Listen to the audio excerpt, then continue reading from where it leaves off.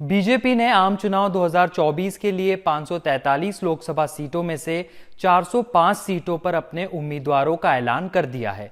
कई नए चेहरों को टिकट दिया गया है। रामायण टीवी सीरियल के अरुण गोविल और कंगना रनौत जैसे कुछ नामों ने आश्चर्यचकित किया है।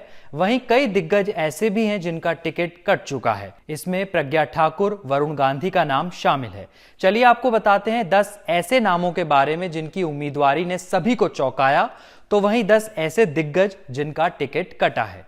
पहली, कंगना रनौत। हिमाचल की मंडी सीट से अभिनेत्री कंगना रनौत को टिकट मिला है। कंगना खुले तौर पर बीजेपी, खासकर पीएम मोदी के पक्ष में बयान देती नजर आई हैं। यही नहीं, कंगना बीजेपी आरएसएस के हिंदुत्व के एजेंडे की भी बड़ी समर्थक रही हैं। कंगना के बयानों में ऐसा देखा जा सकता है। वहीं मंडी से फिलहाल कांग्रेस की प्रदेश अध्यक्ष प्रतिभा सिंह सांसद है। अगर कांग्रेस उन्हें इसी सीट से टिकट देती है तो कंगना प्रतिभा सिंह को कड़ी टक्कर दे सकती है। दूसरा नाम, बांसुरी स्वराज। नई दिल्ली से इस बार बांसुरी स्वराज को बीजेपी ने चुनावी मैदान में उतारा है।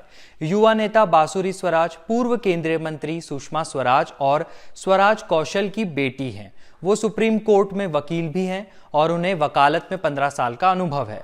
साल 2023 में दिल्ली बीजेपी के लीगल सेल का उन्हें सह संयोजक भी बनाया गया था। तीसरा नाम, अरुण गोविल। प्रसिद्ध टीवी सीरियल रामायण में राम का किरदार निभाने वाले अरुण गोविल को मेरठ से टिकट देकर बीजेपी ने सभी को चौंकाया है। 2014 में भारी मतों से जीत दर्ज करने वाले राजेंद्र अग्रवाल को 2019 के चुनाव में इसी सीट से बीएसपी के उम्मीदवार से कड़ी टक्कर मिली थी।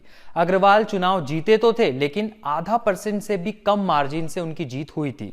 ऐसे में माना जा रहा है कि मेरठ से अरुण गोविल को टिकट देकर बीजेपी ने एक बार फिर यहां से अपनी जीत पक्की कर ली है। अभिजीत गंगोपाध्याय।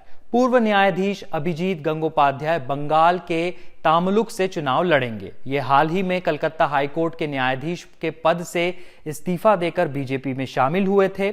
मई 2018 से हाईकोर्ट के जज बने जस्टिस गंगोपाध्याय कभी बड़ी बेंचों के आदेशों की अनदेखी करके तो कभी न्यूज चैनलों को इंटरव्यू देकर विवादों में रहे हैं। बंगाल के कथित शिक्षा घोटाले को लेकर ममता बनर्जी के नेतृत्व वाली टीएमसी सरकार के साथ उनका टकराव लगभग पिछले 2 सालों से होता आ रहा है। अतुल गर्ग। गाजियाबाद से वीके सिंह की जगह अतुल गर्ग को टिकट दिया गया है।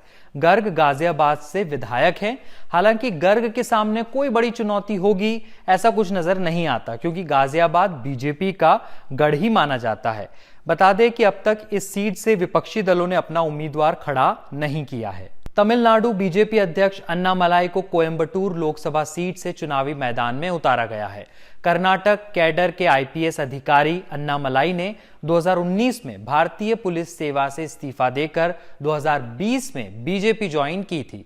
महज 1 साल बाद उन्हें तमिलनाडु बीजेपी का प्रदेश अध्यक्ष नियुक्त किया गया था।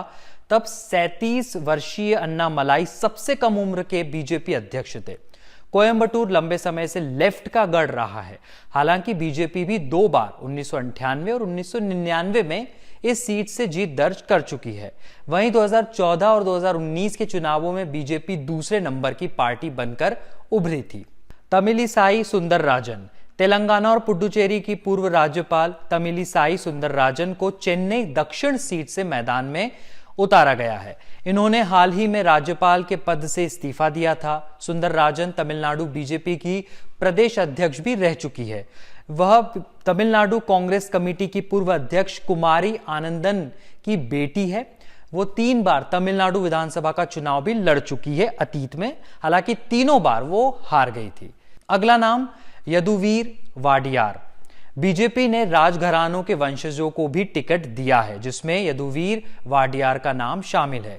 गोद लिए गए यदुवीर मैसूर के वाडियार राजवंश के राजा हैं। 27वें राजा बनने के बाद उनके नाम के आगे कृष्णदत्ता चामराज वाडियार जुड़ गया है। वह मैसूर से बीजेपी के टिकट पर चुनाव लड़ेंगे। अगला नाम, सीएन मंजुनाथ। बीजेपी ने कर्नाटक की बेंगलुरु ग्रामीण सीट से सीएन मंजुनाथ को टिकट दिया है। सीएन मंजुनाथ पूर्व पीएम एचडी देवेगौड़ा के दामाद हैं और उनकी शादी देवेगौड़ा परिवार की बेटी अनसुईया से हुई है। डॉक्टर सीएन मंजुनाथ 17 साल तक राज्य सरकार के Shri Jayadeva institute of cardiovascular sciences and research के चीफ थे। वो इस साल जनवरी में रिटायर हुए हैं। इसी सीट से कांग्रेस ने राज्य के deputy CM DK Shivakumar के भाई डीके सुरेश को चुनावी मैदान में उतारा है। डीके सुरेश इस सीट से भारी मतों से जीतते आए हैं। 10वां नाम नवीन जिंदल। कांग्रेस के पूर्व सांसद नवीन जिंदल हाल ही में बीजेपी में शामिल हुए हैं। उन्हें बीजेपी में शामिल होते ही हरियाणा के कुरुक्षेत्र से टिकट मिला है। नवीन जिंदल हरियाणा की कुरुक्षेत्र लोकसभा सीट से 2 बार कांग्रेस के सांसद रह चुके हैं। 2004 और 2009 में वो चुनाव जीते थे। साल 2014 के लोकसभा चुनाव में वो बीजेपी से चुनाव हार गए थे। 2019 में भी नवीन जिंदल कांग्रेस के टिकट पर लड़ने वाले थे, लेकिन उन्होंने ऐन मौके पर इनकार कर दिया था। चलिए अब उन 10 नामों पर नजर डालते हैं जिनका टिकट कट गया है। पहला नाम मीनाक्षी लेखी। नई दिल्ली की सांसद मीनाक्षी लेखी का टिकट कट चुका है। हालांकि यह भी माना जा रहा है कि केंद्रीय मंत्री मीनाक्षी लेखी को दिल्ली विधानसभा चुनाव के लिए पार्टी टिकट दे सकती है। फिर है प्रवेश साहिब सिंह वर्मा। पश्चिमी दिल्ली के सांसद प्रवेश वर्मा का भी टिकट कटा है। इनकी जगह कमलजीत सहरावत को टिकट दिया गया है। कमलजीत सहरावत दिल्ली बीजेपी के महासचिव हैं। प्रवेश वर्मा 2014 और 2019 के लोकसभा चुनावों में जीते थे। उनके पिता साहिब सिंह वर्मा दिल्ली के सीएम रह चुके हैं। कई राजनीतिक जानकारों का मानना है कि बयानबाजी के चलते या फिर उन्हें प्रदेश की राजनीति में लाने के लिए उनका टिकट काटा गया है। अगला नाम डॉक्टर हर्षवर्धन। चांदनी चौक से मौजूदा सांसद और पूर्व केंद्रीय मंत्री डॉक्टर हर्षवर्धन का टिकट भी कटा है। इनकी जगह प्रवीण खंडेलवाल को टिकट दिया गया है। इसके बाद डॉक्टर हर्षवर्धन ने राजनीति से रिटायरमेंट का ऐलान कर दिया था। राजनीतिक पंडितों का मानना है कि हो सकता है कि आने वाले चुनाव में उनके कमजोर परफॉर्मेंस की संभावना के चलते उनका टिकट कटा है। अगला नाम हंसराज हंस। दिल्ली के 7 सांसदों में से 6 सांसदों का टिकट कटा है। इसी में हंसराज हंस का नाम भी शामिल है। प्रसिद्ध गायक हंसराज उत्तर पश्चिमी दिल्ली से सांसद हैं, लेकिन इस बार इनकी जगह योगेंद्र चंदोलिया मैदान में होंगे। अगला नाम रमेश बिधूड़ी। दक्षिणी दिल्ली के सांसद रमेश बिधूड़ी का टिकट भी काटा गया है। इनकी जगह पार्टी ने रामवीर सिंह बिधूड़ी को टिकट दिया है। दरअसल सितंबर 2023 में बिधूड़ी ने संसद में बीएसपी सांसद दानिश अली के खिलाफ विवादित बयान दिया था, जिसके बाद विवाद खड़ा हो गया था। अगला नाम वरुण गांधी। पीलीभीत से सांसद वरुण गांधी का टिकट भी कट गया है। इनकी जगह जितिन प्रसाद को टिकट मिला है।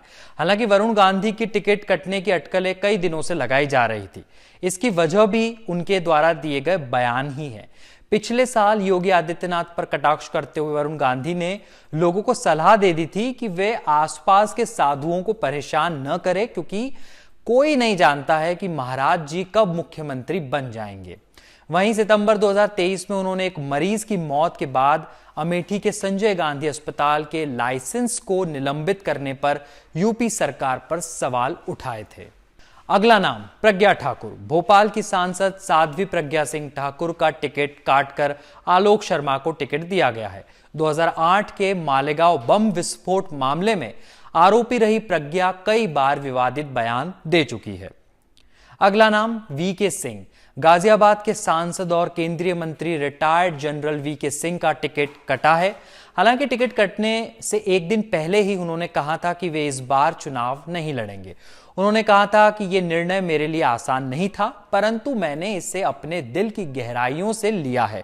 मैं अपनी ऊर्जा और समय को नई दिशाओं में ले जाना चाहता हूं, जहां अपने देश की सेवा अलग तरीके से कर सकूं। अगला नाम अश्विनी चौबे। बक्सर के सांसद और केंद्रीय मंत्री अश्विनी चौबे का टिकट कटा है। इनकी जगह मिथिलेश तिवारी को मौका दिया गया है। आखिरी नाम गौतम गंभीर। दिल्ली में बीजेपी सांसदों के टिकट कटने की बयार का असर पूर्वी दिल्ली सीट से सांसद गौतम गंभीर पर भी पड़ा।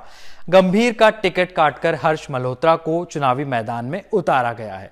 गौतम गंभीर ने भी कई सांसदों की तरह टिकट कटने के एक दिन पहले राजनीति से दूरी बनाने का ऐलान किया था। देश दुनिया की बाकी खबरों के लिए देखते रहिए क्विंट हिंदी।